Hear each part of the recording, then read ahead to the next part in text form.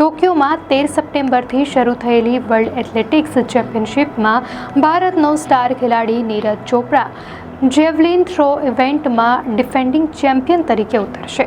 અહીં તેની સૌથી મોટી ટક્કર પાકિસ્તાનના અરશદ નદીમ સાથે થશે। પેરિસ ઓલિમ્પિક બાદ આ બંને ખેલાડીઓ ફરી એકવાર સામસામે હશે। 17 સપ્ટેમ્બરે ક્વોલિફાઇંગ રાઉન્ડમાં અને જો બંને ફાઇનલમાં પહોંચશે તો 18 સપ્ટેમ્બરે ફરીથી તેમની વચ્ચે મુકાબલો થશે।